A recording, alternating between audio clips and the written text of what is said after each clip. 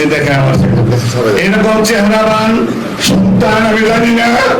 আমার বাবা 11 দিন যাবৎ কি খায়, কোথায় আছে, কেমন আছে আমি জানি না।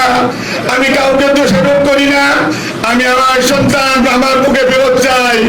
ওর মা নাই, মা হারা সন্তান আমার।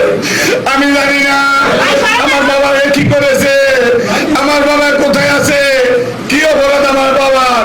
জীবনে একটা ককটেল মারে নাই, একটা ছুরি হাতে লয় নাই, একদিন কোনো মানুষের একটা ঢিল মারে নাই। রাজনীতি করে এটা যদি অপরাধ হয়ে থাকে এটা আমার বলার কিছু নাই। আমি কাউকে বলি না, আমি কোনো বিভ্রান্তির বা কোনো তথ্য দেই নাই। আমার ছেলে আজিমপুর থেকে নিখোঁজ হয়েছে, যেটা ছাত্র দলের সভাপতি বলছে 100% সত্য তথ্য দিয়েছে।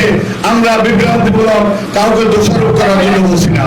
আমি প্রশাসনের কাছে আমার ছেলে উদ্ধারের জন্য, আমার বুকে ফিরিয়ে দেওয়ার জন্য সর্বাত্মক সহযোগিতা চাই। আমার ছেলে আমার বুকের মধ্যে দিবে, এটি আমার কামনা। এই বিষয়ে আমি আপনাদের কাছে আর কিছু বলতে চাই না। সকলকে ধন্যবাদ। না, আমি ঢাকায় থাকি না, আমি সুযোগপুরের সাংবাদিকতা করি। আমি সপ্তপল্লী সমাচার পত্রিকার সম্পাদক প্রকাশক। আর টিভিতে আমি 10 বছর সাংবাদিকতা করেছি। আমার নাম আবুল হোসেন সর্দার।